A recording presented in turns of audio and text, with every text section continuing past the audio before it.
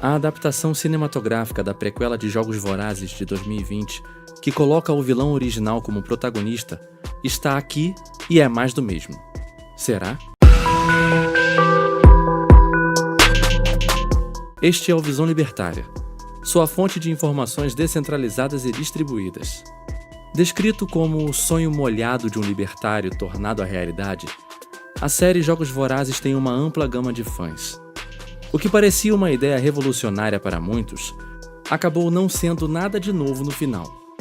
Agora, com base no romance de 2020, o público do cinema está sendo transportado de volta a Panem. Muitos têm se questionado se estamos vivendo numa sociedade parecida com Jogos Vorazes, desde o crescente aumento do poder policial do Estado, até a regulamentação excessiva do governo e a dessensibilização da cultura por meio da mídia de massa. A América moderna e a fictícia Panem compartilham qualidades que, de fato, ameaçam tanto a liberdade quanto a qualidade de vida. Se o poder corrompe, eles questionam. Então, o que dizer do poder absoluto? Isso soa algo familiar? Então, como forma de ajudar a expandir e construir um senso crítico, aqui vão algumas dicas sobre os filmes da saga Jogos Vorazes, incluindo o último lançado.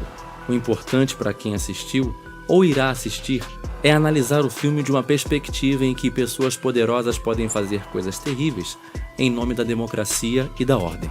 A lição mais enfatizada é que as instituições e governos se corrompem pelo poder, e sempre haverá aqueles sem escrúpulos morais dispostos a assumir o controle e querer mais poder. Jogos Vorazes não é apenas uma série de filmes populares para jovens adultos ou uma história de fantasia sobre o heroísmo de uma jovem. É muito mais sofisticado do que isso. É uma alegoria política, uma das mais conhecidas de nosso tempo, sobre poder e complicações de sua transferência.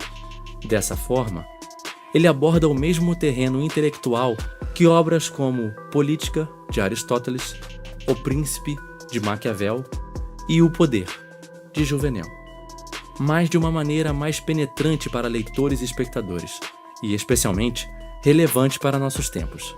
A última parte é um final apropriado e dramático para a história.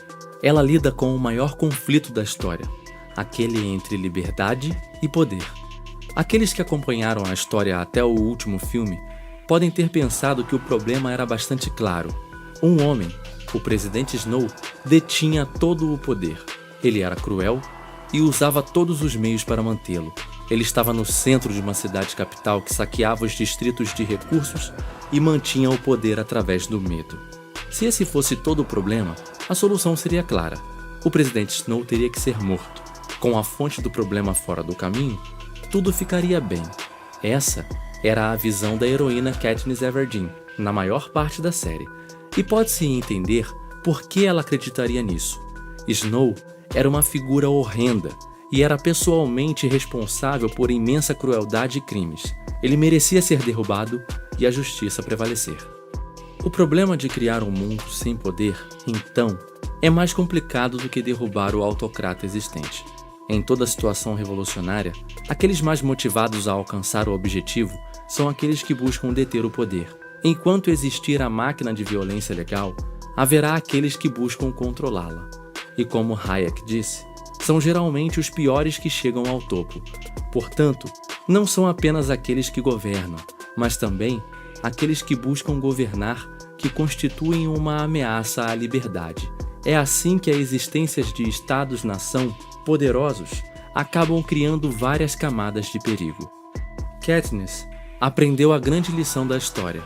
Não são apenas déspotas que precisam ser mantidos à distância, mas também aqueles que mais apaixonadamente buscam derrubar déspotas. Para realizar a liberdade, é preciso mais do que apenas aversão àqueles no comando. É necessário o surgimento do amor pela verdadeira liberdade. Então, o que esperar do último filme lançado? Segundo uma leitora, a obra Cantiga dos Pássaros e das Serpentes é incrivelmente emocionante, instigante e relevante. Collins faz perguntas vitais através de seus personagens. O que realmente significa ganhar uma guerra? Quantas gerações deveriam pagar por atos ocorridos antes de seu nascimento? Como decidimos o que é certo diante de consequências conflitantes? Portanto, Você sabendo que o personagem principal se tornará um ditador e levará tributos às arenas, tente enxergar a República de Platão no surgimento desse ditador, ou como eram as histórias dos gladiadores na Roma Antiga. Platão aborda temas como a justiça, a política e a natureza humana. Para Platão, a sociedade ideal era governada por filósofos reis, pessoas extremamente sábias e virtuosas. Ele acreditava em uma estrutura hierárquica na qual cada indivíduo desempenhava um papel específico com base em suas habilidades e natureza. A liberdade individual não era o foco principal de sua filosofia. Em vez disso, ele valorizava a ordem, a harmonia e a busca da verdade. No entanto, fica aqui alguns questionamentos. Numa sociedade sem liberdade, será possível haver uma genuína busca pela verdade sem a liberdade? Afinal, se um ditador controla a produção literária e jornalística, além de ter poder de censura e polícia, como garantir uma autonomia individual para se pensar? Platão também era crítico da democracia ateniense de sua época, acreditando que ela poderia levar à instabilidade e à tirania da maioria. Em A Teoria das Ideias, a central argumentação é que as coisas que percebemos no mundo sensível são apenas cópias imperfeitas das formas eternas e imutáveis. A justiça, a beleza e outras qualidades essenciais existem como ideias puras. A teoria das ideias sugere que a verdade está no reino das ideias, mas na prática política, líderes autoritários podem desviar da verdade, manipular a informação e distorcer a realidade para consolidar seu controle. Platão, frequentemente, alerta sobre os perigos da ambição desmedida e do conflito de interesses na busca do poder.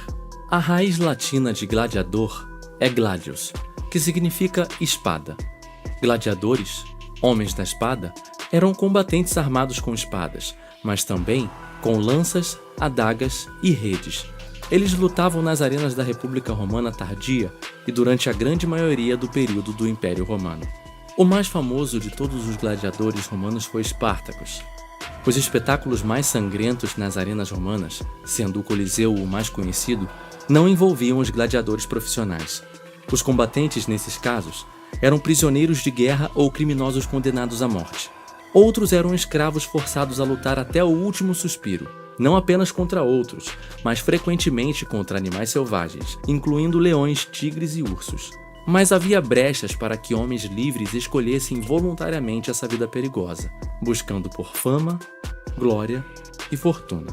Curiosamente, os jogos gladiatórios foram iniciados como ofertas sacrificiais que acompanhavam funerais. Acreditava-se que o sangue derramado por escravos e cativos honravam a morte dos líderes do Estado com a união transcendente da multidão. Com cada uivo lastimável de animal e grito humano, os cidadãos sentiam-se envolvidos como um corpo único, satisfeitos coletivamente e aliviados das rivalidades e ressentimentos mundanos. Mas essas são algumas das referências, e você pode ver simbolismos em outras analogias. A mensagem fundamental da saga é a necessidade de um amor pela verdadeira liberdade, indo além da simples aversão aos governantes. A última obra, Cantiga dos Pássaros e das Serpentes, continua a explorar questões cruciais através de seus personagens, levantando indagações sobre o significado de ganhar uma guerra e as consequências de decisões em meio a conflitos morais. Em última análise, a saga Jogos Vorazes continua a ser mais do que uma série de filmes populares, transcendendo para uma discussão profunda sobre poder, liberdade e as complexidades da transferência de poder. A história, inspirada por eventos históricos e filosofias clássicas, oferece uma reflexão relevante para os desafios contemporâneos e destaca a importância de questionar e compreender as complexidades do poder em todas as suas formas. Enfim, nosso objetivo aqui não é classificar o filme como bom ou ruim, mas sim analisar de várias perspectivas, além daquela ditada pela mídia tradicional. Desejo a todos um bom filme e nos contem aqui nos comentários o que vocês acharam. Obrigado por sua audiência. Esse artigo foi escrito por Joe Gardner e Sr. Bigodes, revisado por historiador libertário e narrado por Leafar do Leafarverso. Escreva artigos você também. Acesse visãolibertaria.com. Se você gostou do vídeo, compartilhe em suas redes sociais. Caso deseje ser avisado de outros vídeos, inscreva-se no canal e depois clique no botão da campainha. Um abraço e até a próxima.